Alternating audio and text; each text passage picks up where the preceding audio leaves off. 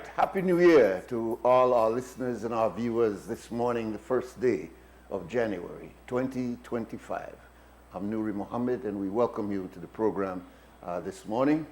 We pretty much have open phones, so you will be able to call in and to express whatever feelings that you have, any comments that you may have, and just general good but realistic vibes on this early Thursday morning, the first day of January. As you know, as usual, we go through certain steps before we get into the main course, and part of that is getting an update from the Met Office. And today we have Miss Crystal Rosales that will give us this update. And after that, we'll bring you the latest from our news center. Ms. Rosales? Good morning. The unstable conditions prevail. The 24-hour forecast. Skies will be mostly cloudy. A few showers or periods of rain and isolated thunderstorms will occur mostly over northern and southern districts today, then mostly along the coast tonight. High temperatures for today will reach around 82 degrees Fahrenheit along the coast, 83 degrees Fahrenheit inland, and 78 degrees Fahrenheit in the mountains. For tonight, low temperatures will reach around 72 degrees Fahrenheit along the coast, 68 degrees Fahrenheit inland, and 63 degrees Fahrenheit in the hills. Winds over the open sea will be from the northeast at 10 to 20 knots, and then sea conditions will be choppy to moderate. Low tides occur at 6:12 this morning and then at 5:22 this evening. High tides at 12:19 this afternoon and then at 11:34 tonight. The moon will rise at 8:46 this morning and set at 8:21 tonight, and then sunrise is at 6:23 this morning and sunset at 5:30 this evening. The extended forecast. Skies will be cloudy at times to mostly cloudy. A few showers or periods of rain and isolated thunderstorms will occur around the country on Friday.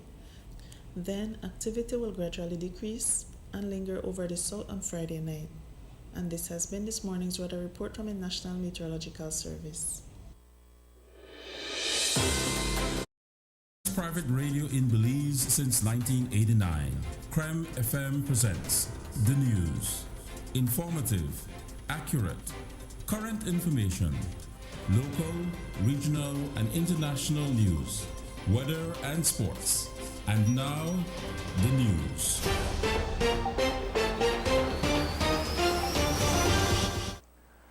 Reports to Creme News are that there were 3 Belize City shootings overnight where the nation was bringing in the new year. 5 people were injured, including a minor. Fortunately, though, none of those injuries were life-threatening. The minor, a 4-year-old girl, was injured in the left arm after midnight in the Jane Usher area. The child's mother told police that at 12:05 a.m. she was at the home of her brother Raheem Jones watching the fireworks when her daughter, whom she was holding in her arms, cried out in pain. She initially thought that it had been a stone that had ricocheted from the dynamites that they were bursting on the street. When she took her daughter to the hospital, she learned that a slug was lodged in the left arm of the child. The other 2 shootings that left 4 men injured occurred in the Kings Park area and the St. Martin's, the Portis area. 96 male elite riders registered for the 34th edition of the Creme New Year's Day Cycling Classic, Sugar and Cream, from the border at Santa Elena Corozal to the Mahogany Street in Belize City. However, only 7 up at the start. Heavy rains and even lightning in some spots made for some adverse conditions for the 96-mile race. The village in Orange Walk and slowed down what was a 30-mile-per-hour race to a 22-mile-per-hour race. It even included some rain isolated over the highways in some excuse me, it even included some rain collected over the highway in some areas. The race started off slowly, but quickly morphed into an active peloton. There was a first breakaway of over 30 riders. Star cyclist Justin Williams was left behind at mile 42. Eventually, 11 pedigree riders made it out front. They included former winner Oscar Curios, last year's second place winner Corey Williams, Leon Leslie, 2024 Holy Saturday cross country winner Luis Lopez, Carlton Robinson, Derek Chavarria, Mexican Miguel Angel Candelas Lopez, and Canadian Jean-Michel Lachance, Javan Gonzalez, 18-year-old Jalen Briceño, and 19-year-old. There were some attacks. Pascal cut off, after which 3 riders, Lopez and Lee,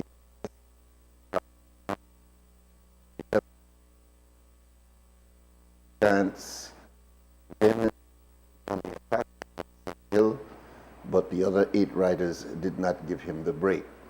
Passing the airport junction, only Lopez had not gotten back in the breakaway group. At mile 4, there was a 3-man breakaway with Oscar Curios coming across to catch Javan Gonzalez, Derek Chavarria, and Corey Williams. In the end, it was a sprint between Corey Williams and prize. He took home $2,500 in cash as the top prize, $1,000 donated by Andrew Ordonez,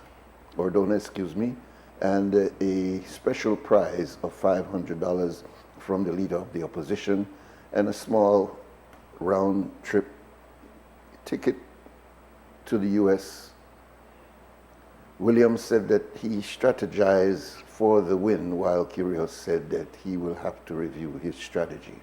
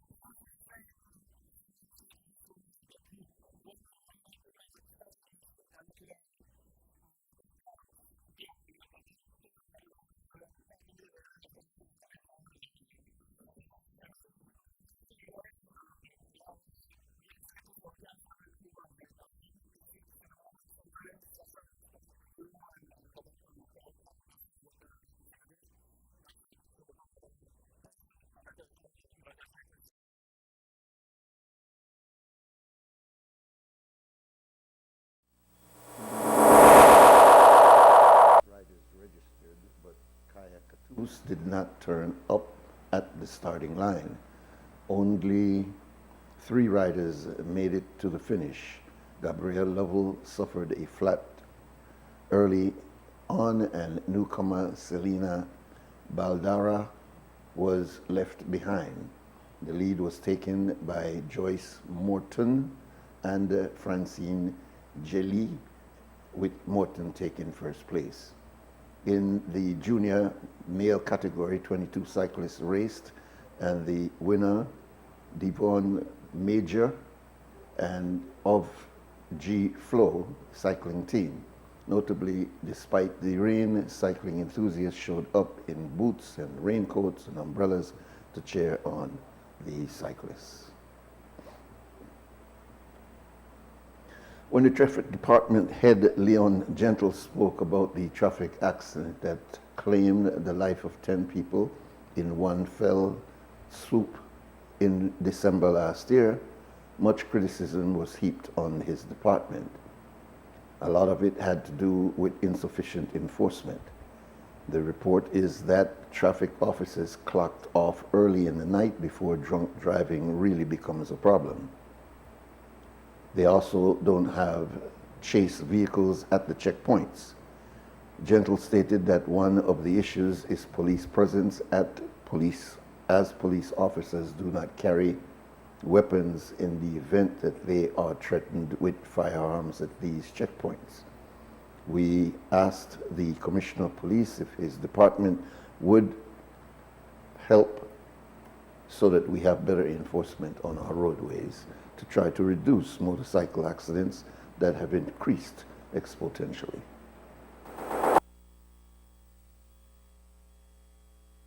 Everybody wants the police to mind them. But we have and will continue to work very closely with national traffic and the local traffic or the municipal traffic departments. Again, we have the same objective, which is to make our roadways safer for all users. One of the things I have been advocating for with my police as well as with transport or traffic department is for us to do joint operations. If we do joint operations, then there's going to be no need for the traffic or transport officers to require security because the police is going to be there with them on these checkpoints. And we have done a number of those. I've also said to the Commissioner of Transport that he can tap into the different regional commanders whenever he needs assistance to carry out any checkpoints along the highways. And the commanders have been told by me to ensure that they work with the transport department to be able to ensure that we provide police to be on these checkpoints with the traffic department. So I really and truly don't foresee an issue in terms of us working together. We want the same thing, which is to reduce the amount of traffic fatalities on our highways. So we're going to work together for sure in 2025. We've already updated the regulations in terms of breathalyzers and charges, those going to court with that? Not as yet. We are in discussion with the AG ministry. It's a process, Marisol. It's not an overnight thing. When we speak about amending laws, we have to look at laws elsewhere. We have to be sure what we want, and then have to go to the drafters. From the drafters, it goes back to cabinet. Cabinet checks it and gives approval. If they approve, it goes to the National Assembly. If they don't approve, it goes back to the drafters to make changes. And so it's a process. Yeah, it's a process. So the good thing is that the wheels are now in motion. So we see it happening early next year. The Belize Port Authority has brought to the attention of all those who travel by water taxi that effective on January the 1st, the passenger user fee will go back to $3 for the previous $2 fee.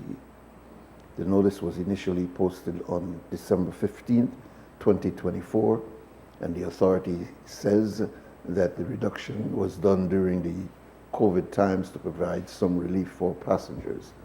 The notice states, quote, however, with the recovery of the economy, the BPA will now revert to the full fee, which will be applied to tickets purchased on or after January 1, 2025. That's our news package for this morning. the first day of January 2025. There's more news coming up in the program that follows us, which is the Morning Stew, an update at 12, one at 3, and at 5:15 there's a full news broadcast on CREM Radio. Here on XTV, we bring you the entire news broadcast at 6 o'clock this evening. It's now, it looks like 13 minutes to 7 o'clock. We'll take a short break, come back, and we'll open the phone lines. The first private radio in Belize since 1989. The news. Informative, accurate, current information, local, regional, and international news, weather and sports.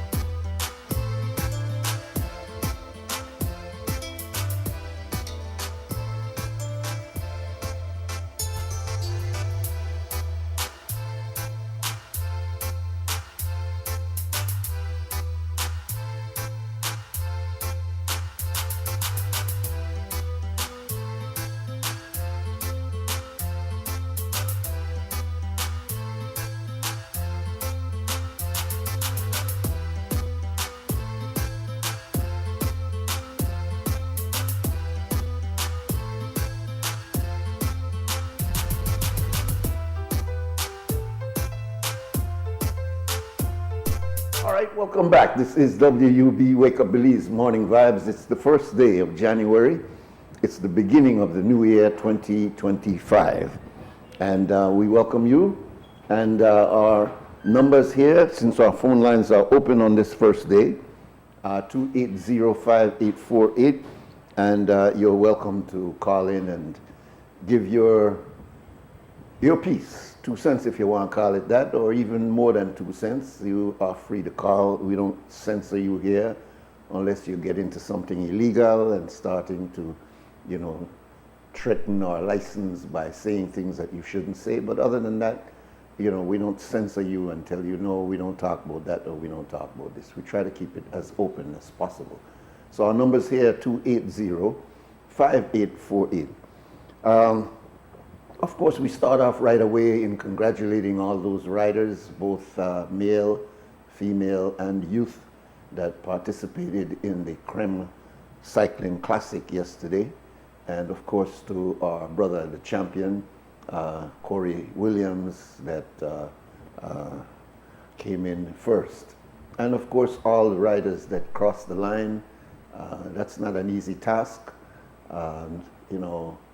I always looked at cross country and any kind of cycling as the major mano in Belize. You could find other type of sports that require you manning up, so to speak. And I use that word there because the Western, the man up thing is the one that generates, but it really should not only be a gender thing, because women participate in races and are just as effective in putting in the work necessary to win a single person sport. Another single person sport, of course, is boxing. These are the two that we used to look at as if you could stand up or if you could come in. When we used to talk about the race, if you could come in, then you kind of proved yourself in our rites of passage in the early days of our development here in Belize. And when you think about the inclement conditions under which the riders were riding yesterday, again, you've got to give great respect to people who are not only working with their own body and muscles and keeping their metabolism moving, but they're also dealing with the elements and the fact that the rain interfered and impacted the race in itself. So again, we say congratulations to all those who came in, and of course to the winners on both the elite male, the female, as well as the youth that came in yesterday. As I said, our telephone number 280-5848, and please feel free to weigh in and any area that you feel that you'd like to. Of course, we all listened to the year-end report of the Commissioner of Police, who spoke about the reduction of crime in the area of gang violence. His focus primarily was comparing the figures of the homicides over the last few years with the homicide report this year. And clearly we can see the trend is trending down, and not because I work closely with the Commissioner of Police that I'm here to try to pet and powder and give a good spin to the report he gave. His report can easily be factually checked because he's not dealing with speculation, he's dealing with figures. And in fact, the figures do show that there has been a very slight increase of 2 in terms of the murder count, but overall we've seen since the SOE a significant reduction of a particular kind of crime, which is youth crime violence, gang violence. It hasn't reduced the kind of murder and assault and crime committed by young people. We saw what happened in the case of not only the child that inadvertently got shot, but the others who were also injured as a result of gunfire. That means that even though we're not dealing necessarily with rival gangs claiming retaliation against each other, which is what spun us into a state of emergency the last time around, we are still seeing the incidents of violence among our young people, which is and you've heard it, you've probably heard it so much that you're probably already anticipating what I'm going to say, that it is a holistic problem that cannot be solved simply with police action. These children are not born bad, they're not born evil, or they're not criminals by their nature. They're criminals as a result of the environment and the circumstances of their upbringing. And a lot of it goes back to parenting or the lack thereof. So whenever we do see this, we don't gloat. For example, a couple of weeks ago, the commissioner, the minister, congratulated our team, Futi Gongara, Sticks Perry Smith, of the work that we have been doing with those men that come out of the SOE, and the success that has come out of that initiative, in the sense that these men are committed in their own area to try to do what they can to keep down the violence and especially murders. And over that period of time, we have seen a drastic reduction, because that's what we do. We look at these statistics to see if we're having any impact on this problem.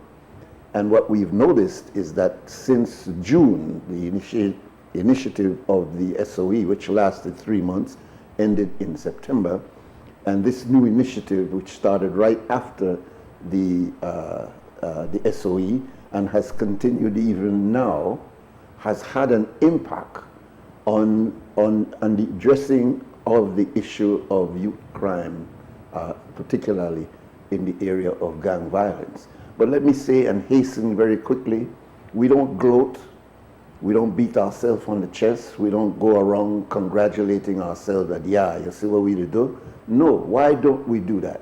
Because the issue of crime in Belize, and certainly in the Caribbean, and I'll comment on this state of emergency in Trinidad in a minute, it's a cyclical issue that has everything to do with a number of components.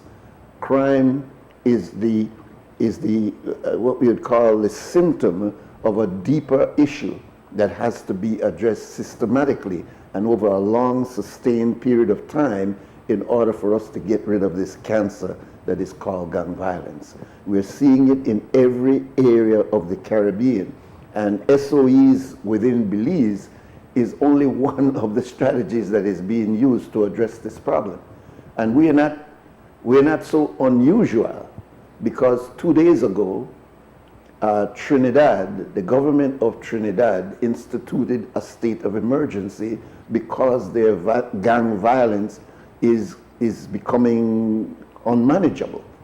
I think there was a case of 5 or more murders, retaliatory murders, that took place in one night. And I think it shocked the nation and jerked the government into declaring this SOE. So as we speak, Trinidad is under a state of emergency. Now, this state of emergency has different components. It's not executed in the same way in which ours is done. But the result has to be what they're aiming at, which is the reduction of that form of crime as it plagues the society. And as we say, Jamaica just came out of a state of emergency, I think maybe 2 months ago, and was in more than one state of emergency during the year 2023. And other parts of the Caribbean are also dealing with this issue of youth crime and violence. So we're not unique in that sense. And it's important that we keep in context the reality that we don't gloat even when our numbers are low, because in 6 months' time we could be saying, but I thought we were making some progress. How is it that we're back to where we are? And we have looked at this thing over the last 30 or more years, and that's what we've seen. We've seen a cyclical issue with crime rising and going back down, rising and then going back down. And when we study what it is that causes it to go down, it is these intervention programs. These intervention programs should not, however, be administration-based. There's a need for all the political parties, and in fact, when you look at the document of LIU, this is what we thought is to be implemented, is to bring around the table all those who have an impact on the lives of these young persons, and education comes in with their effort, health comes in with their effort, employment comes in with their effort, including counseling for these young people, including guidance in terms of parenting, etc., etc. It has to be comprehensive, added to police enforcement. It cannot be only police enforcement when you're dealing with this kind of crime, because this is a crime that is reflective of a set of circumstances that are many times environmentally influenced. So we're not in any way here trying to look at the crime situation as something that, though we have a seemingly good report at the end of this year, that by 3 months or 4 months we may not be in some kind of critical situation once again. That has just been the pattern that we've been dealing with. So we don't gloat. And I don't think the Commissioner of Police, even though he's at the helm and he and the minister are at the helm, I don't think anyone is gloating and saying, well, you know, look at our crime statistic and we look like we're going down and we're in a better situation. No, we are struggling and fighting with something that cannot be overcome in 1 year or 2 years or even in one administration. It's 9 minutes, excuse me, I'm not seeing the light is reflected on this clock. I think it's 4 minutes, looks like 4 minutes after. Maybe you could help me adjust this clock so I could read it properly, Harlan. Looks like 4 minutes after 7 o'clock. Our numbers here is 280-5848, and we ask you to call in and to make your comments. Again, over the last couple of days, we have lost one of the outstanding figures in the history of Belize, and that is Mr. Jimmy Carter, the former President of the United States. I remember Mr. Carter, and I remember his tenure in office. I happened to be in the States at the time, and I could remember how this man was treated. He was treated in a way of great disrespect. He's being given his accolades now, but I can tell you, during his administration, he received a lot of criticism, especially from the Republican Party. And his chief rival at the time, who was coming into prominence, was the former governor of California, Mr. Ronald Reagan. And just during the end of Mr. Carter's reign or administration, there was the Iranian rebellion, which drove the Shah of Iran, who had visited Belize, by the way. I had some photographs of him being here with some jaguars. So apparently he used to come to Belize to hunt. Speaking of the former Shah of Iran. Well, in 1979, he was pushed out and replaced by Imam Khomeini. And in the process, the student rebellion in Tehran captured the American embassy and held American hostages for a long, long time, I believe, if I'm not mistaken, over a year. And there was this process of negotiation, and during that period of time, Mr. Carter was maligned. I mean, he was, look, they just cursed that man in all kind of ways, blaming him for not having the strength to attack Iran and to free the hostages. And this was a long, drawn-out, as I said, negotiation that kind of tied Belize in. It tied Belize in the sense that it was around the time that the civil wars in Central America had blown up, and you had what was referred to as the Sandinistas in Nicaragua. You had a fighting force also in El Salvador. In Nicaragua was, of course, the Sandinistas. I don't remember the name of the group in El Salvador. But these rebellions created a crisis situation within Central America.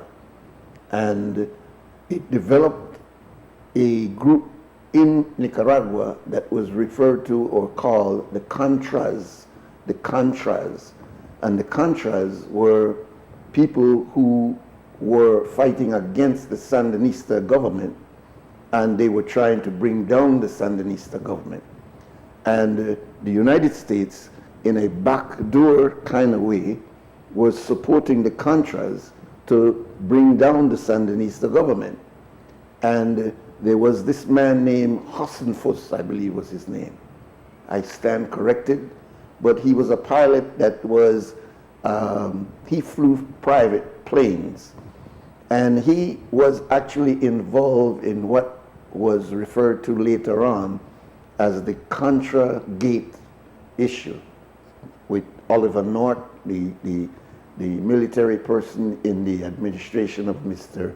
Reagan that was involved in negotiating bringing the hostages back from Iran, freeing them, and also involved in the purchase of weapons that were being funneled down to the Contras. And this entire scenario, we got a little part of it because Hossenfuss, I believe is the name, and I stand corrected if somebody can call me because I'm just going based on my recollection. He had to land at the Philip Golson for some reason, and the then commissioner of police was accused of working along with the CIA to allow this plane to be landed in Belize. And this plane was bringing cocaine from Colombia into the United States, which created the whole crack epidemic. This cocaine was being brought in, and it was this nefarious kind of payment where the cocaine was going to the United States and weapons was going to the Contras. And it was not something that became scandalous until it was discovered years later, and there was this big Senate hearing, etc., etc. But I'm fast forwarding just to let you understand that Mr. Carter, during that period of time, was hated. It's so interesting to see how after he left the presidency, and he left the presidency kind of in shame.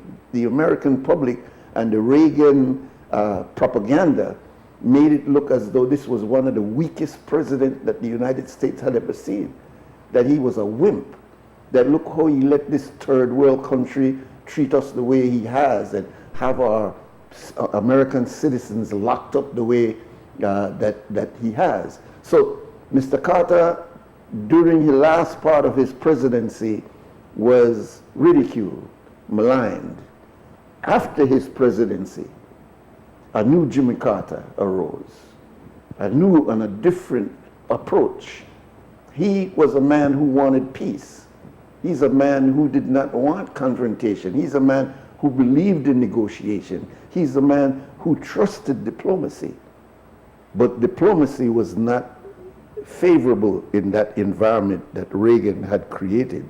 And many people say that his strategy is very similar to the strategy now being used by Mr. Trump, but that's another story. The point I'm making here is the contrast between Jimmy Carter as president and Jimmy Carter after his presidency. And this esteem that Mr. Carter has received after his presidency involved Belize. As we see, we've been covering the fact that Mr. Carter played an important role in helping us in this process of our addressing this unjust claim of Guatemala on our country, and that his presidency tipped the scale of the United States in the direction of not siding with Guatemala as they had been historically siding with Guatemala.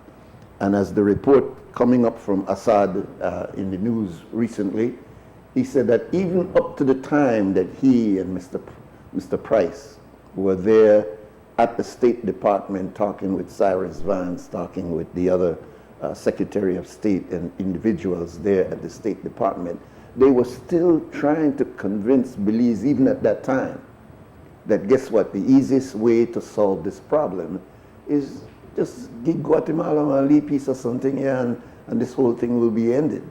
So it was the commitment, it had to have been the commitment of these two diplomats, George Price and Assad Schuman, on our behalf, that resisted the temptation and the pressure that was being brought on them and on Belize that we should give up a part of our territory in order for Guatemala to be appeased with this unjust claim to our country.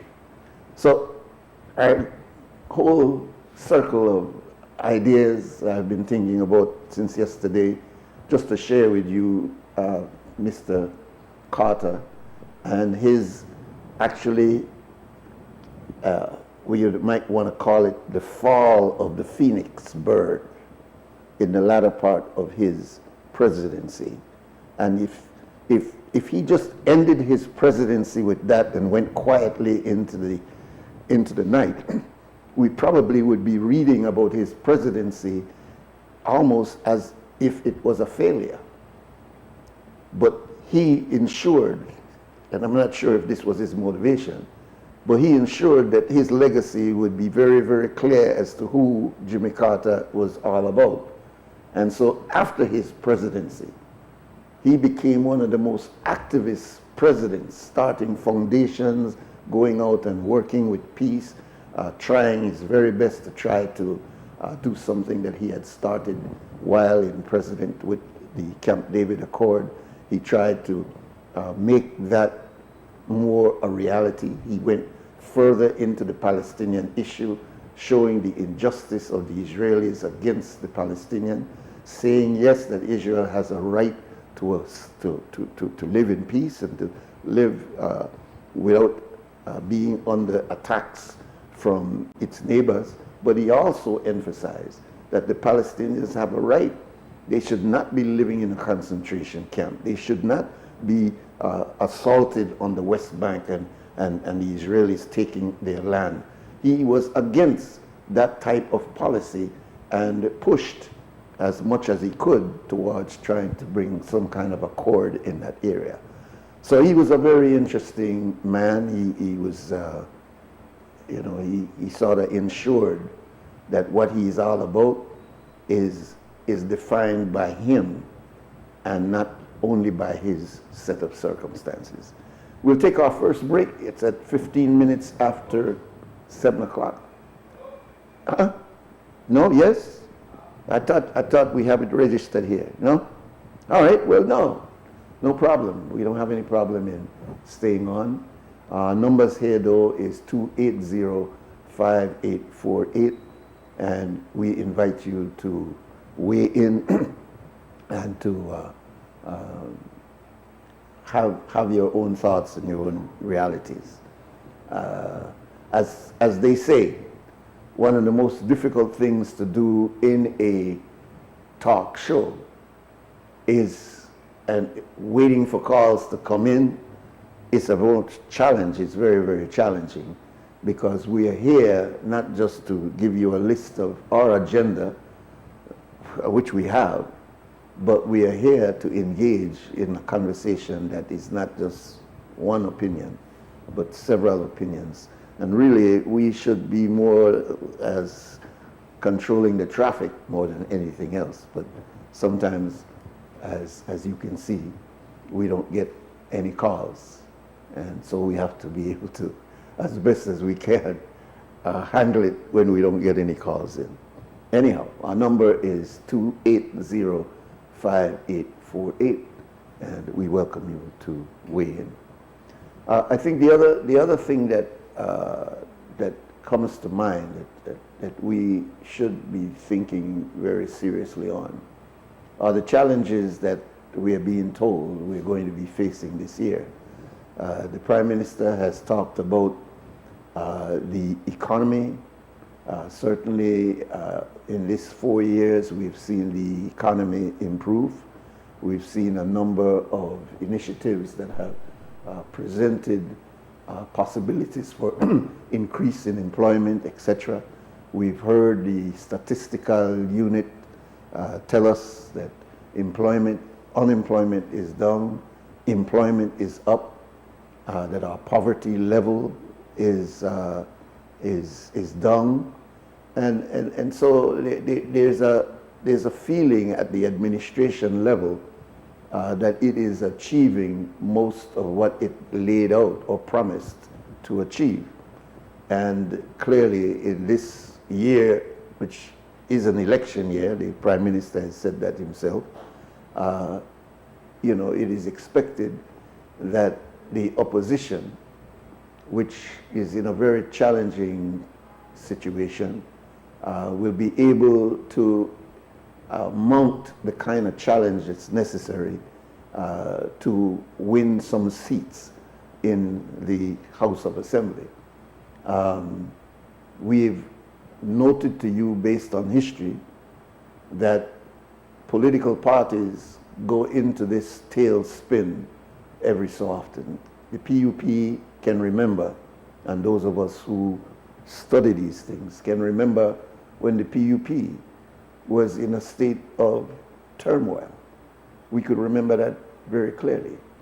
We saw that right after the 2008 win, there was several leadership challenges that were going on in the PUP. And those who are kissing cousins now were in fact political rivals at a period of time. And so we can't assume that whatever is going on with Honorable Shine Barrow and whatever is going on with Honorable Tracy Tager will go down to some kind of personal thing. Why we say that? Because we listened to some of the statements that were made by the rivals in the PUP, and we now see them working very closely together as if there was never a quarrel. So let us not get dissuaded by assuming that the quarrel that we see going on between Mr. Barrow and Mrs. Panton is somehow going to forever be this animosity, and that they will never ever be able to come back together and work together for a change. That's not the history of our politics. That's not the history of our politics. One of the biggest splits that we have had, and we have had splits. In 1956, there was a split in the PUP. That's what created Mr. Richardson and Mr. Golson breaking away from the PUP in 1956 to go on to form the National Independence Party. We've also seen that when Mr. Golson and several others in the UDP cabinet disagreed with Mr. Esquivel and Mr. Barrow colluding with Mr. Musa and Mr. Price to sign this thing that was called the Maritime Areas Act, which, when you read that, it was also a compromise to kind of allow Guatemala to recognize us as we compromise certain things, not with territory, but certain allowances, which many of the citizens of Belize disagreed with, because we saw it as a ceding territory by another name. And so as a result of that, within the UDP cabinet, Mr. Golson and several others broke away I mean, it was not just a disagreement, it was a total break and a starting of a whole new party as a result of that disagreement. My point is that politicians, when they argue and when they quarrel, and when it gets into the public realm and we start to take sides, be careful. Because those who seem as though they're rivals of each other, when the atmosphere changes, they can become kissing cousins again. And it's important that we, as the public, don't get caught up in this mesmerizing, boy, I know like him, or I can't stand she, and all. It's not a good thing to do, because then you will get fooled by seeing 2 or 3 years later saying, but I may think he never like she, or I may think she never like him. Politics does that, and it creates that kind of animosity, and we are the ones as citizens who normally get caught up and fight those battles for those persons who may really just be entertaining us with their differences among themselves. So Mr. Golson and the NABR started a completely different party, a dispensation away from Mr. Esquivel. But when the PUP called election, it was amazing to see those who were divided and broken coming back together. And they came back together with an agreement that if the UDP got back into office, that they would repeal or they would suspend or they would pull back the Maritime Areas Act. That was many years ago, and as far as I know, that has not been done, and the Maritime Areas Act is still there. And so, you know, the intrigue of the politics in Belize, sometimes because we're not aware of it, it causes us to like think doom-wise, or oh boy, I don't see how this UDP will ever get back together. But they look like they're gone forever and ever, because look how Shine and look how Tracy, and so we add our own story to the story. But the NABR eventually united back with the United Democratic Party. The NABR was floated into oblivion, and the UDP became the driving force for the opposition at the time. And I could remember also, before we take the break, a similar explosion taking place in the People's United Party, when persons like Mr. Joe Coy, Honorable Joe Coy, started to criticize the Musa administration, and particularly the policies of Mr. Ralph Fonseca, and created a split within the cabinet of the People's United Party, and created this thing that Jules named the G7, I believe was the G7. And it looked as though, man, boy, this is the end of PUP. How could you survive when a major part of your cabinet splits, break open? And so you had this argument and this flurry and this noise. And then after a while, those who had a unceremonious divorce reconciled.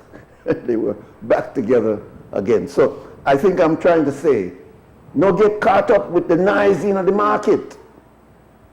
Don't get caught up with the noise in the market, because politics brings noise, and it works on sentiment. It works on feelings. It works on trying to attract the base of the political directorate, those people who have the right to go in and vote. So the appeal will always be to deal with emotions. This intellectual thing of speaking as though you're speaking to low and college educated people and those type of things, that's not the way of politicians.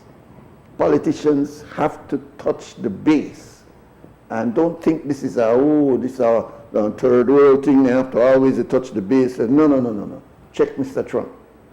Mr. Trump's focus has not been with the intellectual part of the United States of America.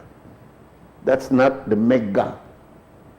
The mega are these persons that are on the ground with their biases and their prejudices and their feelings of being taken over by immigrants and these type of, these are not intellectual, discerned ideas, because those things are not real. There's no taking over of immigrants of America. That's ridiculous. That's a stupid concept. America has a massive population of over 200 million people. The immigrant population in the United States is a very small fraction of that. And they can't take over the United States. But if you start making people think that, you see, every time you go into the Walmart, you can't even understand the clerk. You're asking for beans and they're sending you to rice. You're asking for water and they're sending you to gasoline. The people were complaining, why do we have all these foreigners in our grocery stores, in our supermarket? We're being overwhelmed. When our children go to school, a major part of the population of the campus itself are students who can't even talk English properly. And so people were kind of getting this feeling that they were being overcome by foreigners. And so Mr. Trump went right into that area of confusion and started to tell people, I will build a wall. Imagine telling people that in 2019, I will build a wall. Well, what do you mean you will build a wall? Yes, along this long, porous border of the United States and Mexico and going all the way up, we're going to build a wall all the way along. And not only that, we're going to get the Mexicans to pay for that. And if you think that kind of propaganda don't work, believe me, it does. It does. Anyway, we're 28 minutes now after 7 o'clock, and we must take this first break.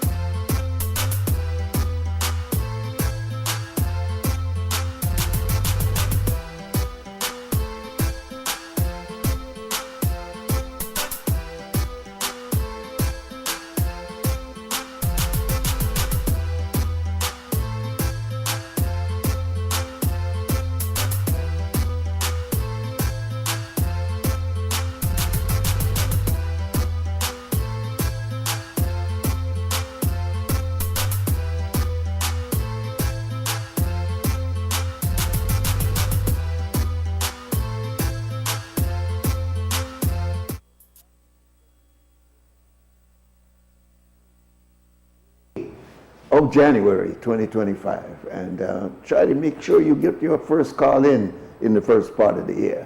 Our number here is 280-5848, 280-5848, and we are welcome to call and give your piece.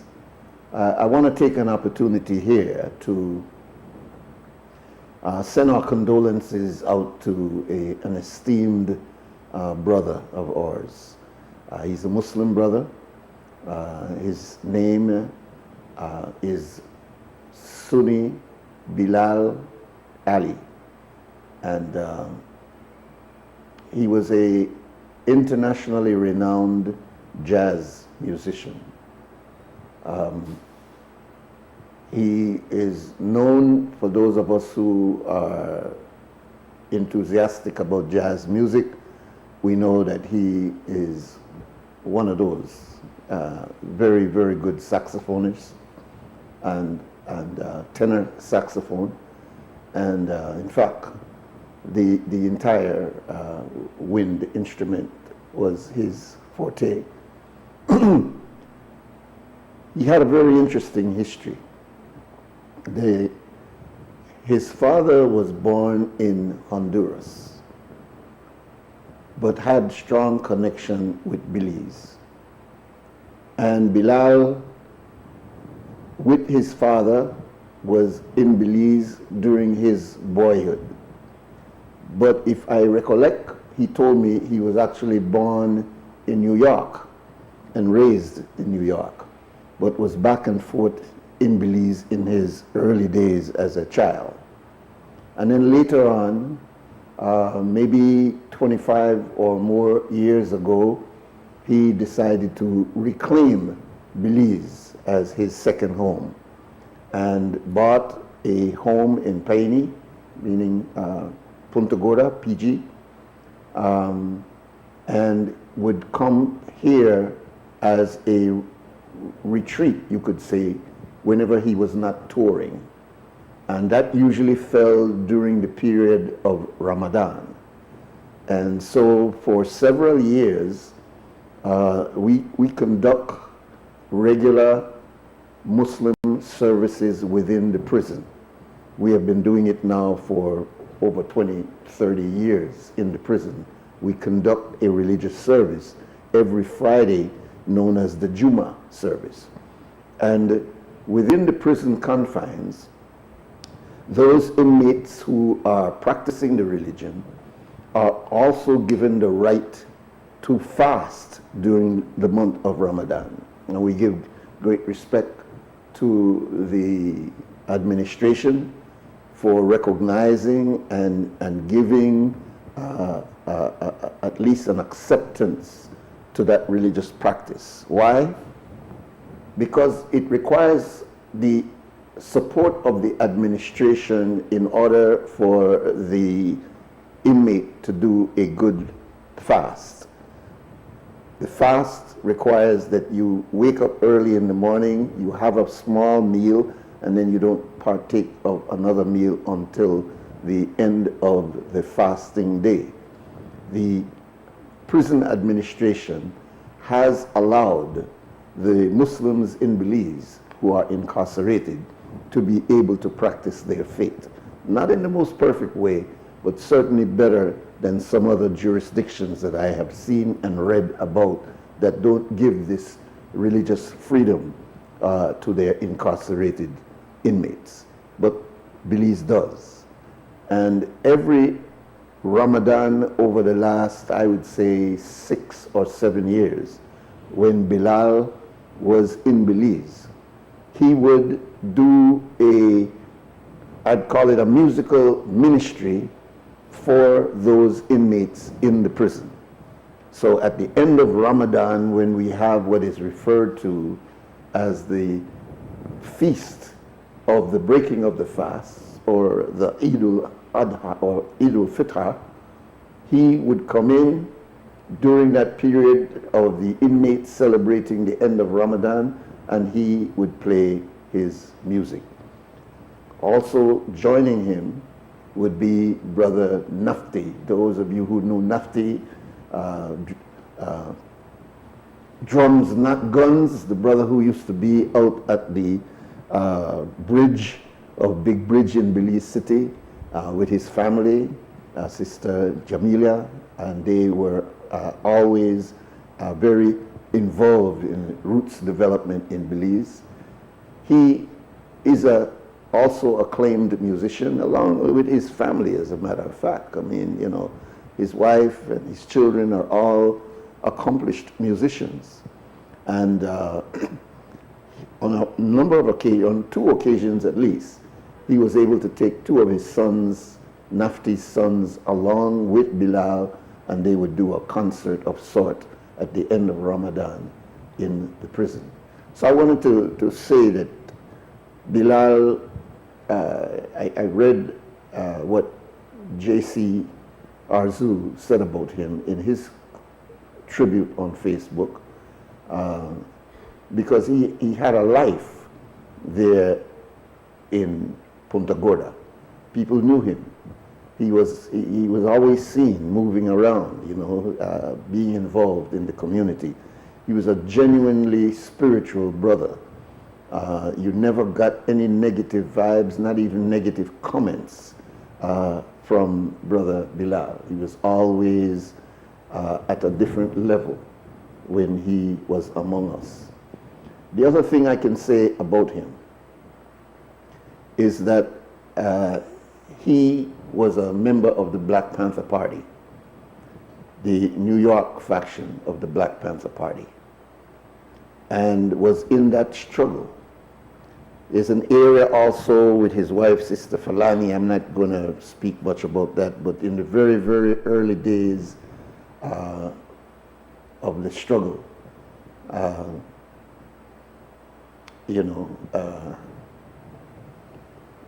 Belize was engaged in some ways, and I have to be discreet, but Belize was engaged, and so as a member of the Black Panther Party, and I'm talking now maybe about 30 years ago, he did have a brief interaction with us here, but I wasn't aware of it until we were sitting many years later and doing some reflection on our past, and I then remembered he and his wife from way back.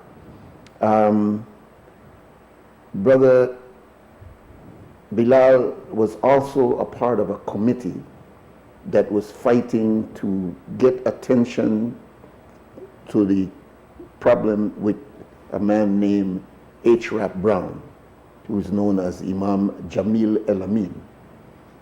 H. Rap Brown, for those young people, he was one of the leaders of the Black Panther Party, and then became a Muslim after he was sent to prison by the U.S. administration for being a member of that revolutionary party.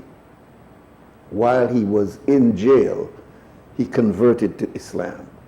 And when he came out, no longer a Black Panther, but having the reputation of a very serious individual, many Muslims gathered around him, and he became the leader of a group of Muslims known as the Dar al-Islam in Atlanta. And there was an incident about 20 years ago with a policeman that went into his grocery store, and there was a bit of confusion that took place there, and there were gunfire. And as a result of that, they arrested Imam Jamil El Amin and imprisoned him. And it was very clear from the look at what happened that he was not involved in this, and that this clearly was a state decision to keep him locked in prison because of his influence in the community itself. And I say this because the persons who were involved in the actual incident itself have already given affidavit. They've already given over their statements to the Justice Department, and the Justice Department is looking at his case, but not coming to the final conclusion that Mr. El Amin should in fact be released from prison. despite the fact that he is very, very ill at this time. So Bilal, again, not only an accomplished musician, not only a person who is charitable in his work, but he was also one of the key persons fighting to bring attention to this dilemma of Imam Jamil El-Amin, who is still in prison today unfairly and unjustly. He was one of those who was pushing to try to bring attention to the case of Imam Jamil El-Amin. Welcome, caller. Good morning, Nuri. This is Sandra Coy. Oh, welcome. Greetings for the new year. The same to you, sister. I am curious something, Nuri. I don't know if you're aware that Reuters brought out an article on Guatemala, and in that article, what they describe, and I think they actually make reference in the wording to Guatemala currying favor with the United States of America with the new presidency. And apparently Guatemala has agreed to accept Central American migrants. They never said which country, so you assume it's all Central America. And apparently they've had discussions with Honduras and somewhere else, but Guatemala is at the center of the conversation. But no mention of Belize specifically. No mention of Belize in that article. Okay. And what is curious is that, but they don't tell us why they are currying favor. Now, a while ago, you showed that I'm calling back to explain something new, because this country, like the entire world now, is on tenterhooks about where the world will go in general and where particular countries will go. And I think the Belize-Guatemala matter constitutes one of the unfinished business that the new presidency will deal with. Just as that presidency in a prior presidential period dealt with Jerusalem, East Jerusalem, and Morocco, and all of that. How do you explain, Nuri? Well, I'm asking you because you just said it. How do you explain that Mr. Price and Mr. Schuman fought assiduously, they fought hard, committed to not giving away anything of Belize as they sought to negotiate Belize's independence? Yet that party to which they belong signed on to the heads of agreement. And if Mr. Price's signature is not on the document, is Mr. Schuman's signature on that document? And that document, even though the public rejected it, has not been repealed in the National Assembly. Because none of it, so it's still set, it is extant, it exists, and its clauses and claims we have to comply with because we have not repealed it. But we need an explanation, Nuri, of how we are being told that this party and its leadership fought assiduously not to give anything to Guatemala. Yet that same party and leadership produced the heads of agreement which gives everything to Guatemala, as was given to Guatemala under the draft treaty created by Bethune Webster in the negotiation of the 60s. I think we need an explanation because there is a serious contradiction. It's illogical, makes no sense. But even if that is so, it is utterly dangerous because then the people of this country don't know the truth. And nobody can make any decisions, especially in an era of the kind we are moving into. How are you going to make proper decisions, Nuri, about your survival, the survival of your country or your land? Why do you think they are doing to the Palestinians what they are doing? and getting away with it because the Palestinians are stateless. They are considered as stateless people. They have no nationality. And that is at the bottom of the day why they are getting away with it. And so the Palestinians constitute a surplus population that can be done away with as you please, how you please, when you please, where you please, and why you please. That is what it is. And if we don't get our act together and get it together fast, we will become a stateless people. We went to the ICJ and told the ICJ, we don't know where the borders are, you tell us where our borders are. That is what we did, man. So I think we really need an explanation of that contradiction as the new year begins and this conversation starts with the new year.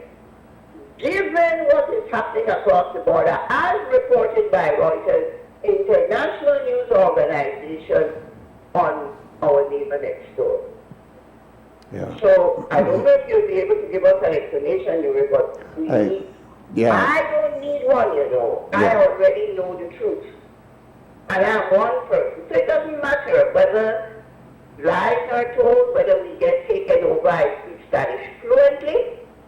I have Guatemalan parentage at the third generation going backward. And I don't want to live in Guatemala at all. I know the country well. I have beloved people in that country who will give their lives for me and for whom I will give my life. So that's the level of the love affair I have with people in that country. But I don't want to go under their tutelage and their power and control. But I'm only one person. Yeah. But we just have to look at what is happening to Palestine to understand what can happen to us. And an Arab doctor, one of the iconic Arab doctors, has made the same point I'm making. When he was asked, he made a point that Israel crossed the apartheid line to the genocide side. And once it did that, there is no turning back.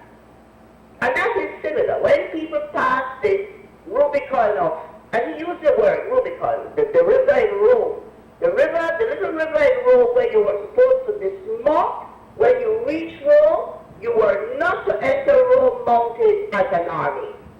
And see, Julius Caesar made the decision at the Rubicon in March of the year that he did it, prior AD, and crossed the Rubicon marching and marched on. He asked his men, should we march on? And they said, yes, we will ride on. We will ride on to Rome. And that was the beginning, at the end of the Republic of Rome and the beginning of the empire, an altered Rome. So this doctor, this Arab doctor, in speaking of the Palestinian problem, said that they crossed the Rubicon to the genocide side, and now they can't turn back. There's no turning back. And I agree with him. There's no turning back.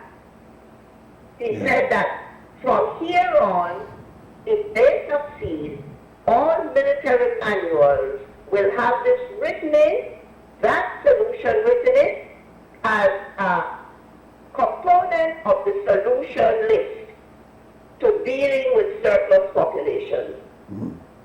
Yeah. And he referred to surplus populations as migrants, the favelas in Brazil, the slums and in the city, in the urban areas, and so on.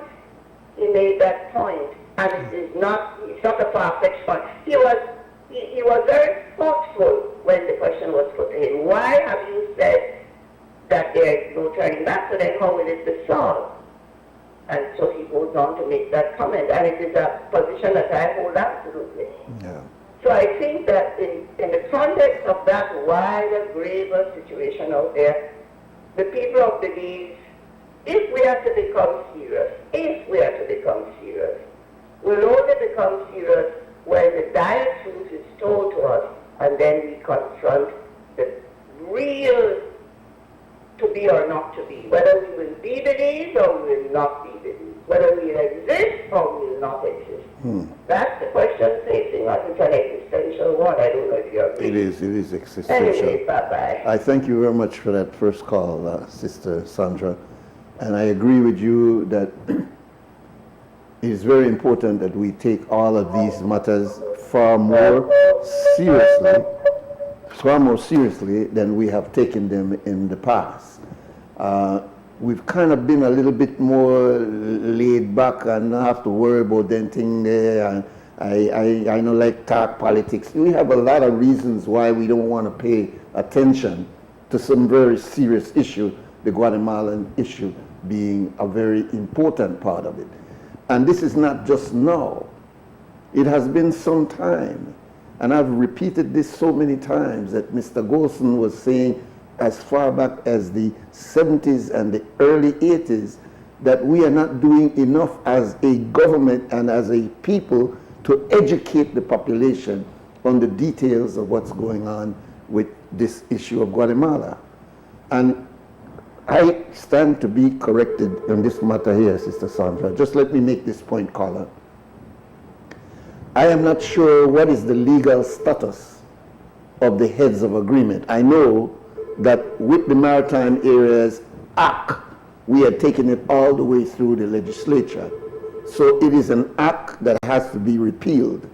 But with the heads of agreement, if I understand the history of that, this was a meeting that took place in England where they decided that, guess what, here, let us bring this to your people as the terms under which we will negotiate.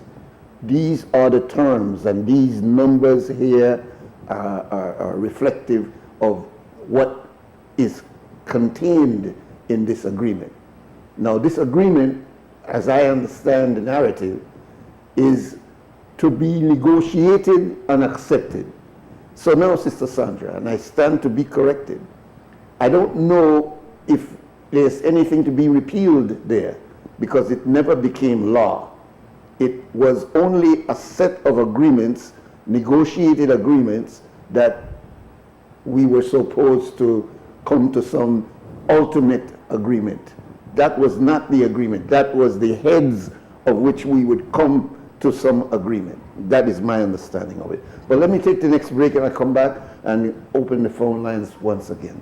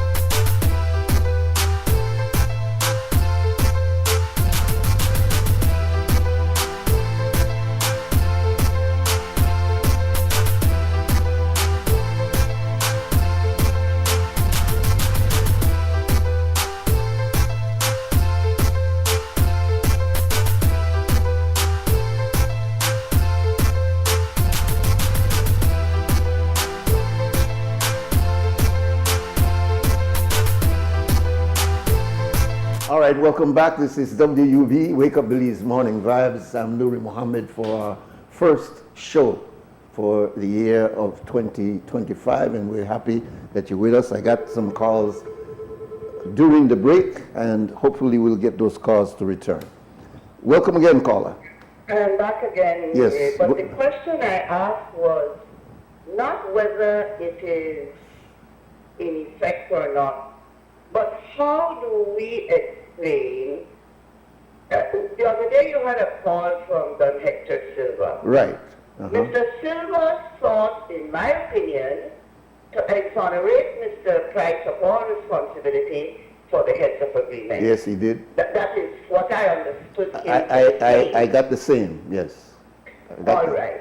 And may I say, Sandra, that I got that impression because the person who was the head of government at that time was Mr. Price. And I could not understand Don Hector's explanation that how could he not know when these men were operating on behalf of his government? So exactly. Yeah. And what you just described a while ago was an intimate involvement of Mr. Price. If he and Mr. Schumann went to State Department together. yes. So how do you explain he knew nothing about the heads of agreement? But my response on that matter of knew nothing about the heads of agreement would be the same response they gave for Richard Nixon. If he didn't know about Watergate, he was too incompetent to be president. And if he knew about Watergate, he was too dishonest to be president. Say, damn if you do and damn if you don't. Yes, indeed. I remember. And that's how I think, because what you described of Mr. Schumann and Mr. Price going to State Department, man, Mr. Price would hardly claim to be uninformed arriving there at State Department. So he was intimately involved, at least with Mr. Schumann going to State Department. So how in heaven's name he knew nothing about what happened with the heads of agreement? And that is my question. My question is, you really want in existence and in no.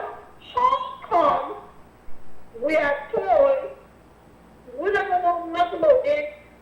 This is something somebody else do, and but then you all went negotiating on our behalf.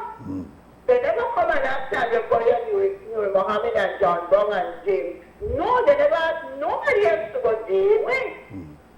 And what they negotiated in the heads of agreement is identical to what is in the Webster proposal. How do you explain that, Nuri? That's a good question. How do you explain that? And there's been no change. So this is not, there comes a time in the life of an individual and a nation when the only thing that is going to bring you out of the horror story you're walking into is the truth. And our people have never had that. They don't know the truth at all. And then, of course, in a way, they are happy to not know the truth because they don't want to be bothered and burdened down with too much decision making. But the decision making is needed and it's there, given what is happening in the rest of the world. Yeah. You will look at what happened just New Year's night here. I don't know if you knew, but apparently Ukraine said to Russia, we ain't going to renew the transit agreement we have with you to pass your gas through Ukraine to the EU, to the remainder of Europe. Because that money that they are paying you for the gas they are buying from you is allowing you to buy weapons to kill us. Well, that's a whole new slant on the matter. Yeah. As far as I'm concerned. I am with Ukraine on that matter 100%. Yeah. But we didn't really know that, did we? No, we didn't. So here now, the rest of Europe is scrambling to solve their gas problem. And then the thing started, my interest started with an article in the media that said, I think it's Croatia, one of the Central European countries are angry with Ukraine Because Ukraine, they are saving Ukraine, but Ukraine is refusing. But then Ukraine's point is correct. You all buying gas from my enemy over here who is killing me, and the money you are saying he is using to buy the weapons to kill me. So I guess what? I changed my mind. I don't want no more gas pass through my territory. Pass it anywhere you can, but not through my territory. Well, that's to put a whole new slant on the black anyway. Indeed, indeed. Yeah, yeah. So when we get ourselves into this kind of scenario, mess, confusion, our leadership can't drink, can't smoke, can't use marijuana, can't use cocaine, can't do anything, can't light candle, can't go to home and tell us we can't do none of that because our survival is still in their state.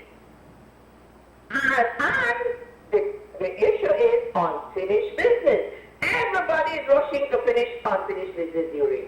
Yeah. Look at what happened with Syria. We now have the Syrians telling us, you know what? The rise of the opposition saved Syria from being attacked by Israel on route to attacking Iran. Absolutely correct, but you didn't think of it that way. Yeah, yep. But who is behind all of that? Turn west to Turkey. The Turkish president got up in his own parliament and said, you know what happened? Israel is on a march to Iran, and when it's finished with Iran, it will turn west and come to Turkey. People didn't want to believe what he was saying, Nuri. They refuted and said, he never paid no attention to them. Absolutely not. Please don't think I am on the corner of Turkey. I am just laying out what is happening over there. No, it's with people who have the money, the education, the power to take on these matters, realize the danger. Now Turkey is telling the group that the Americans are backing in Syria, you know something? We don't want none of you. We are going to blow you to kingdom come. I think the Torah will bury you with the weapons. Yeah. Because you pose a threat to Turkey. No. That is literally Turkey telling the United States that.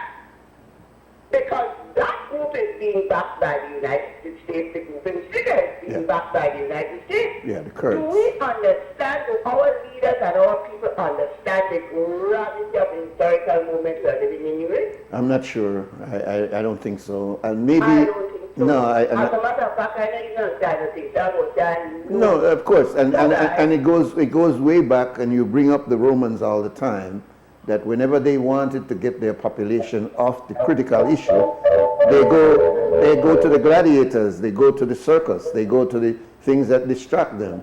And it is known that if people pay too much attention to the actual workings of many governments will not be able to do what they need to do. That's why they don't want referendum in every move that is made, because it slows down the process. So yes, I agree with you. I think that there's an intentional effort to make sure that people are not too much engaged in these detailed moves. For example, what you've just talked about, the decision of Ukraine. Unless you're paying attention, you don't even know that, but that's an important strategic move on the part of the Ukrainians, basically saying, how could you be on our side if the same way in which you are getting the gas that you're getting from Russia, the payment is going back to Russia to buy weapons to come and bomb us? I mean, that is such a common sense thing, but nobody would pay any attention to that unless we have people like yourself that would highlight those issues. Most of those things, they passed right over us. And earlier, and I know you're going to the break now, but earlier, you also mentioned the kind of way in which Mr. Trump behaves. No one thought that Mr. Trump would almost unilaterally decide that he would go and side with the Israelis about Jerusalem being their capital. Jerusalem is not to be the capital because Jerusalem is not in Israel itself. But it had to claim, it has been making that claim that Jerusalem belongs to them. But why is it that Tel Aviv was their capital and not Jerusalem, if Jerusalem is the sacred city and Jerusalem is the city that should have been their capital? Why was it not? Because on the ground, politically speaking, when you connect the dots, they were not supposed to be there because that is in Palestinian territory. But Mr. Trump went right over all of these established protocols and established that Jerusalem will be the capital that the United States recognizes for Israel. So I am in agreement with you. This man now is in office. We don't know what his policy of Central America will be. We don't know who his ambassador for Belize will be. And if there is a report, not if, but the report that you're saying comes out of Reuters speaking about conversations between the administration, he's not come into administration yet, but the proposed administration having talks with Guatemalans about moving of immigrants. Isn't that something very similar to what this administration in Belize was dealing with maybe 2-3 years ago, when the caravans were moving through and we had to be doing negotiations back and forth? You could remember former Foreign Minister Courtney being asked to explain what is this thing about this agreement with the United States about what is going to happen with these migrants coming out of Central America going up to the United States. So that is an issue, and that is an issue that is going to continue to be on the front burner of the United States. And this administration coming in has said that that is one of their priority number one. So yes, many of these things fly under the radar because we don't pay attention to it. And sports and circuses and in these main time, Facebook and Netflix and et cetera, keep the general public focused on the frivolous and not the most important issues that really move society. We'll take our next break at 25 minutes after 8 o'clock, and we'll be right back.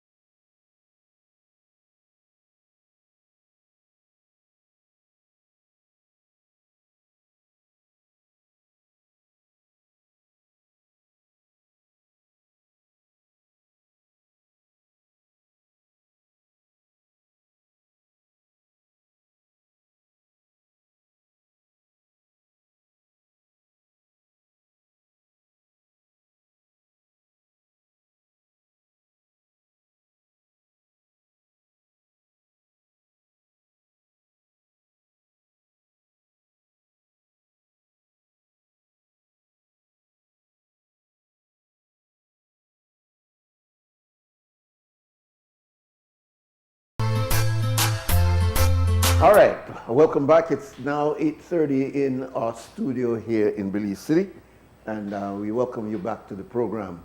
Our number's here, 280-5848, and we still have a little bit under a half hour for the rest of this program. We already have a guest planned for tomorrow.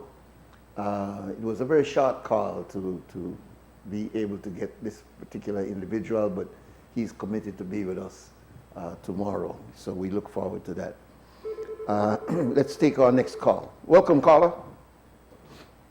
Good morning, Mr. Nuri. Yeah. Good morning, brother. Yes, sir. It's Akbar again. God is great. Always, God is great. Earlier in your beginning of the show, you were talking about President Carter. He was my favorite president back in the days. Yes. He was, Mr. Carter, he was too nice for the public because he was a Christian, right? So he kind of figured his Christian ways in being a president, Yes. you know. Yes.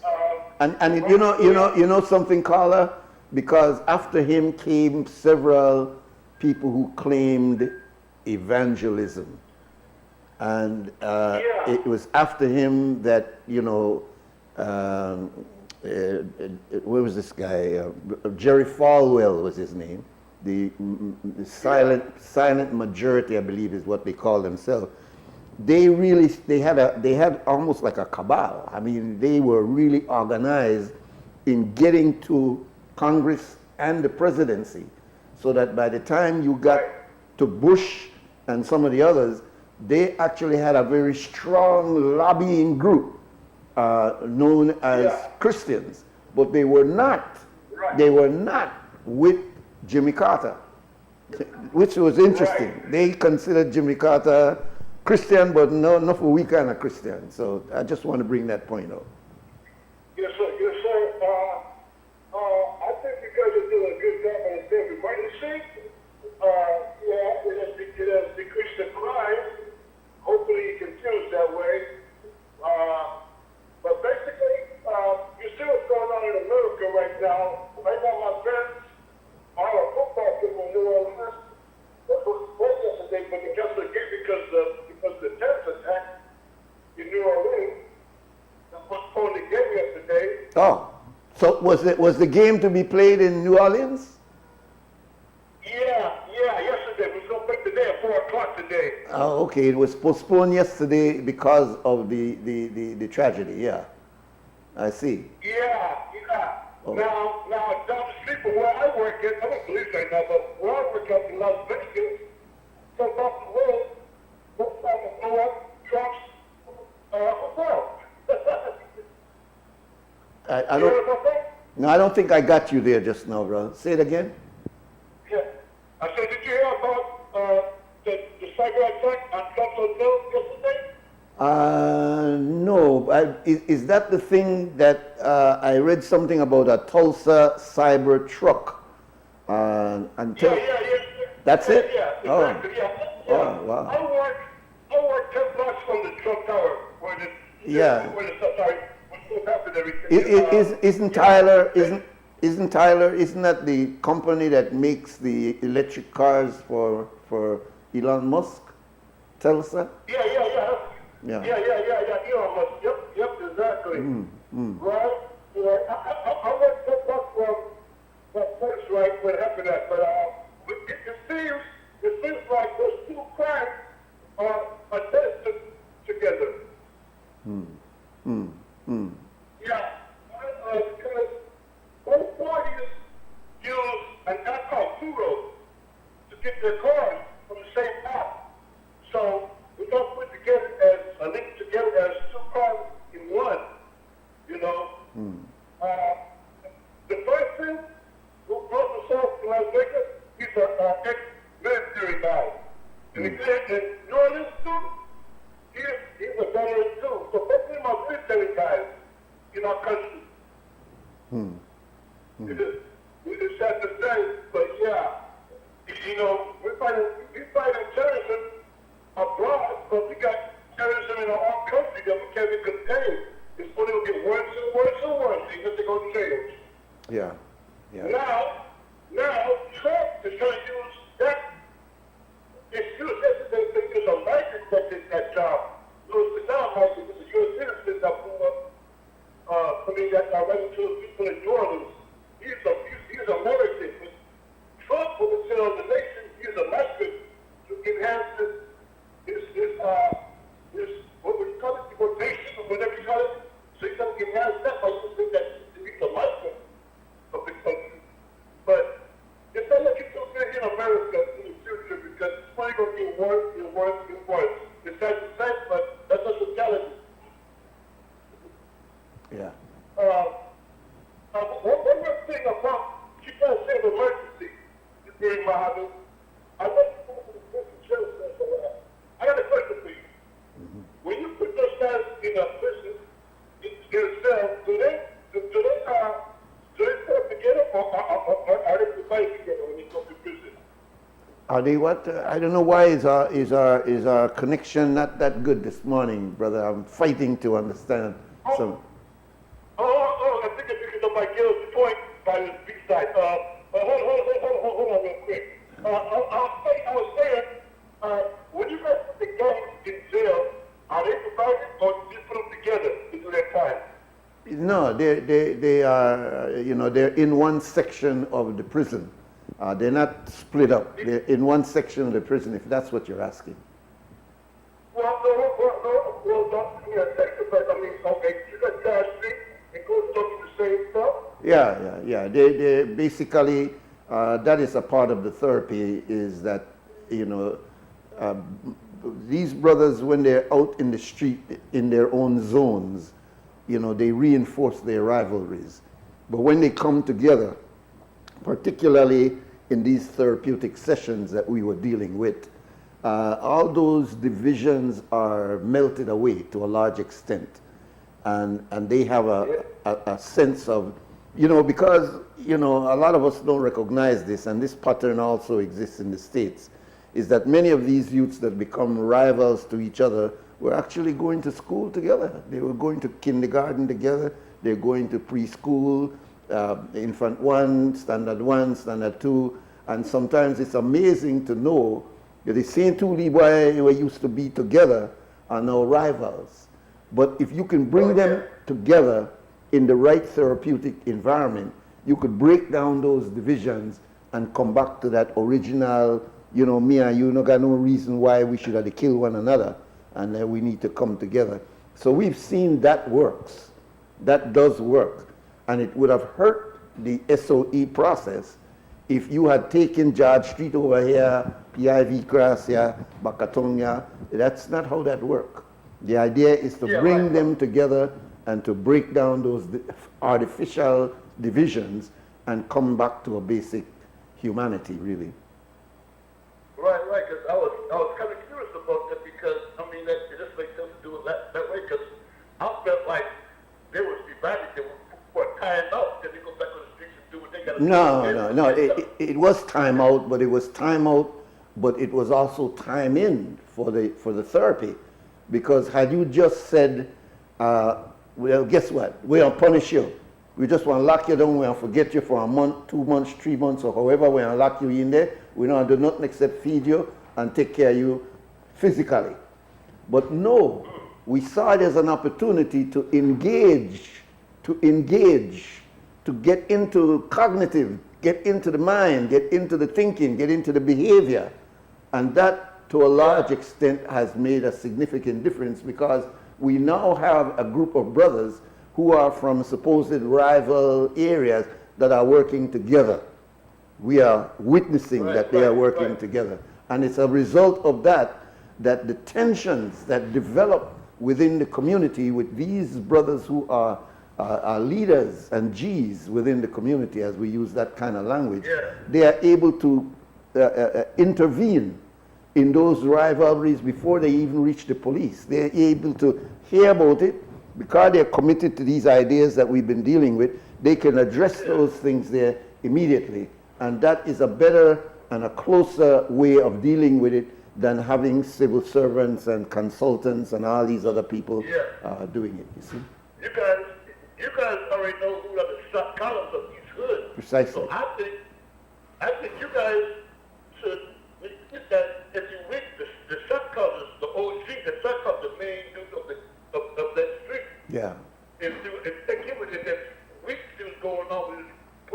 Yeah, yeah, You know what I'm saying? yeah. What I've been Most scary thing is, huh? What I've been saying to the commissioner and also to the minister is that we are in fact working a formula here.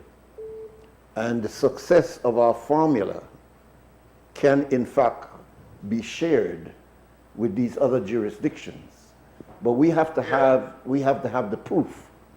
The reason I'm saying that is because I've seen a number of US intervention programs that have been attempted within the Caribbean, but they were not organic.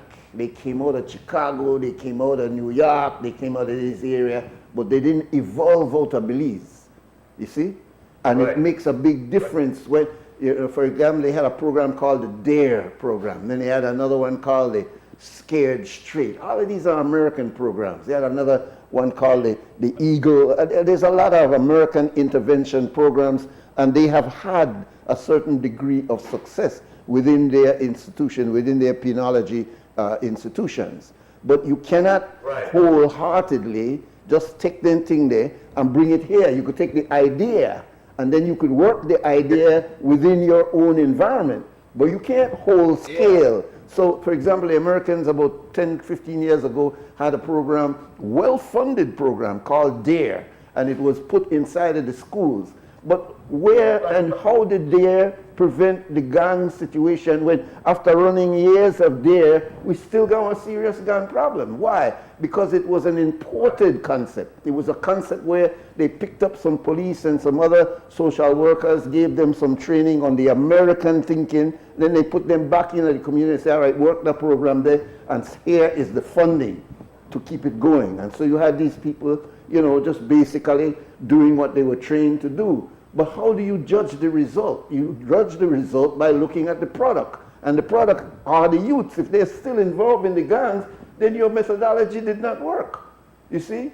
So what is going on now is an attempt to bring an organic approach to this process. And this is not new. We've been trying to say this thing has got to be homegrown. It has to be from here, from our roots.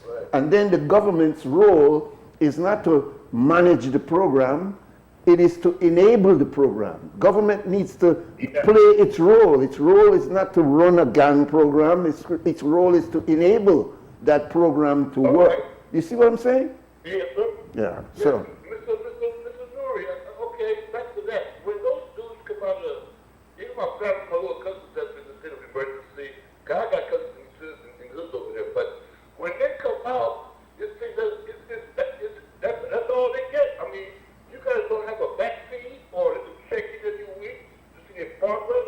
It seems like you let them go free back to the street. Well, no, but this is what is going on now with this follow-up program that is being done, you know, where Perry Stick-Smith and Foti Gungra are involved and engaged, and others are also engaged. It is to make sure that you don't just let them out of prison, you go back out into the street and you boy, behave yourself. You can't do that. You've got to keep that same orientation, that same changing of behavior. You got to keep working on that. As you are working in it in the prison, you work on it out here, and you make sure that you get the buy-in from those individuals who are important. So, for example, for those guys over there, we have had individuals, reputable individuals within the community who don't got nothing to do with crime, don't got nothing to do with gangs, but they are coming in and they're sitting with these brothers. They're you know, as Walter Rodney used to say, they are grounding with these brothers on a level. Maybe I should name some of these individuals to you, but you know, we're trying to avoid this program becoming like other programs where we got TV and everybody want to interview this one, I interview that one, and then 6 months later you say, what happened to that program there? We are trying to avoid that. So even though this program has been functioning now for about 3 or 4 months, there's been no media. We've done several things out there, but we haven't asked the media to come out and see how we're feeding the poor, see how we're trying to find school bags for these children, see how these guys are sitting together and vibing together. We haven't done any of that. Why? Because we want it grow onto its own strength. We want it to have its own organic development so that when this man say, I put down gang, I know the put down gang has a government to pay me. I know the put down gang has Brother Nuri to talk to me. And the put down gang because deep inside of me I've come to recognize that's a dead-end street and that there's possibilities in this area here. So we are actually working with minds, we're working with behavior, we're working with people who are trying to find themselves over a 20 and 30 year period of complete confusion among this sector of youth. So, you know, what I'm trying to say, brother, is that, you know, we're not shooting in the dark. You know, we know our targets, and we know that the weaponry that we are using is affecting our target. Yeah. You know, Nuri, Belize City is a small city. I mean, you guys got a lot of gangs in one city. My neighborhood is bigger than Belize City, the population. I told you, I grew up around USC, like Plum Tree, I grew up in the 30s.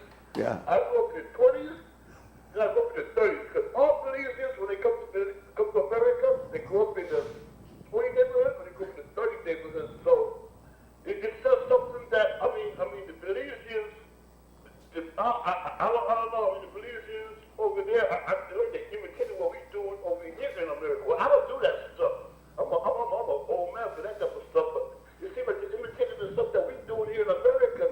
How they get 30s in Belize? Ain't no 30s out hard enough. My boys about that stuff. Yeah. You got junior balls. I know junior balls. You grew up in my neighborhood. He from Belize. I know junior balls was small. He went to my school. You know what I'm saying? But we need to get a hold of the little kids that not going to school. You know, Yeah. There's a lot of kids. I don't know. Yeah. Kids that's walking. I mean, 13, 14 doing school time, just hanging out on their block with security guards. Yeah. That's my main issue. Yeah. Well, you know, there is a program, I was going to make some comments about it, but maybe I won't be able to do it today. But there's a program which the United States, you know, they usually have these programs that they assist developing countries. They used to do it through the USAID and state. All right, good. Thank you, brother, and the State Department. Now they're doing it with a new agency called the Millennium Challenge, MCC. And the majority of that $125 million US, $250 million Belize, that's a lot of money. 80%, if I'm not making a mistake, I'm sure it said 80% on education and 20% on energy. The 80% on education will go into addressing certain structural issues in the Ministry of Education.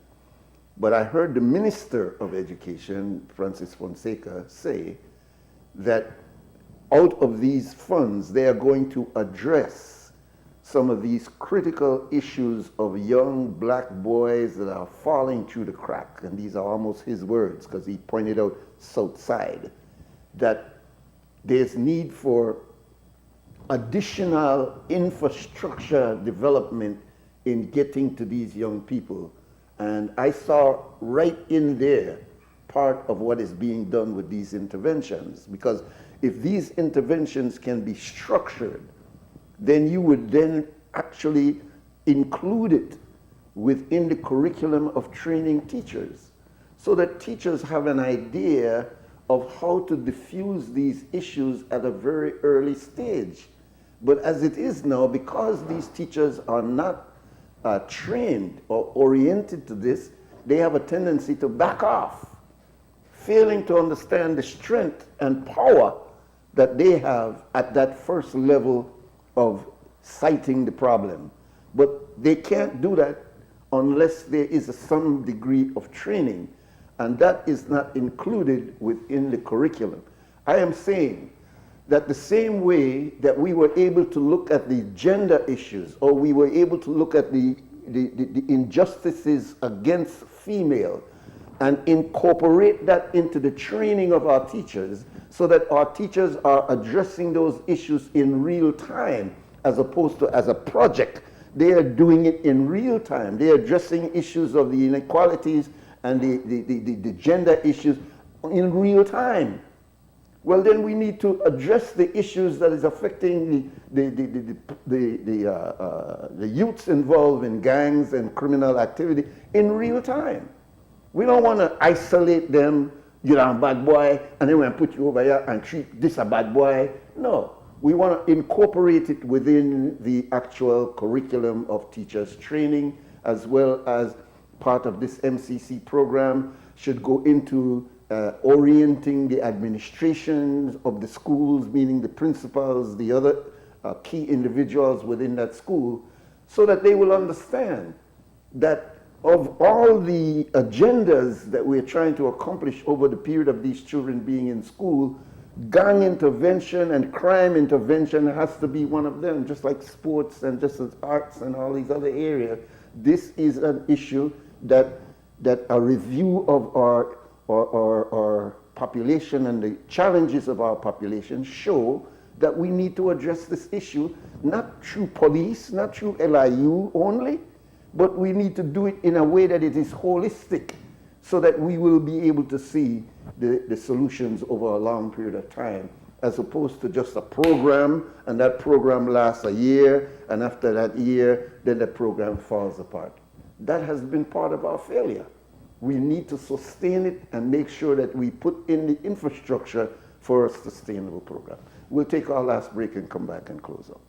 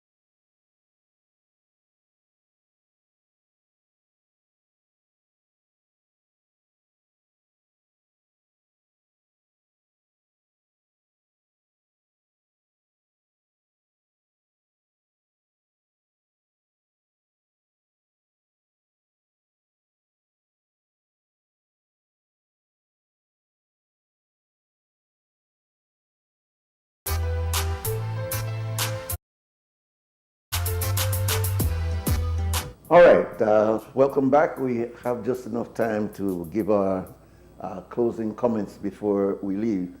I do want to, in the next few programs, elaborate on a project or a detailed program of gang intervention we've been doing this for many years in Belize, and I study the other areas of the Caribbean. And I can tell you that in Belize, we have been progressively working on this issue and have had many successes. And I think that kudos must be given to the government.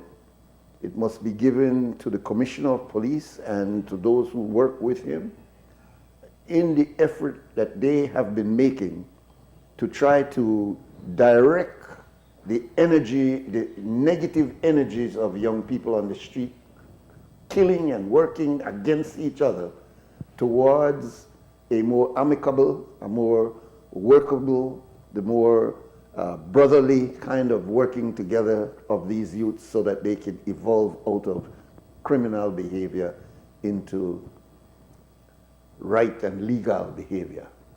As I say, when you structure these programs and you lay it out in terms of the methodology and you have the proven result, then you can, in fact, as a commissioner of police or as a minister of national security sitting with your colleagues in these other areas, say, look at Belize. Let us share with you our example of what we tried to do in order for us to bring our criminal element under control. And when you look at Trinidad, Jamaica, Barbados to a certain extent, not as much, but these countries to a large extent are having the same kinds of challenges that we're having. Small island states, small Caribbean states with less than, Jamaica and Trinidad are the ones over 1 million people, but the majority of us are very small population of less than a million people.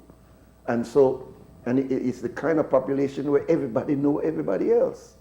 It's the kind of society where if a youth kills another youth, he know the youth. It's not like he come from somewhere else. So we need to look at what we've been doing. We need to, instead of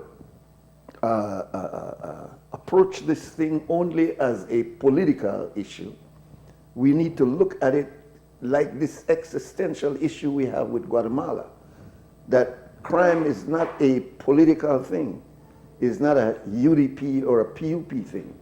And I'm glad that, the politicians, they seem to be stepping back from this blaming, I think the early part of this administration, the UDP were accusing the PUP of being ineffective on crime. But if you go and look at the previous administration, this is what politicians do with each other.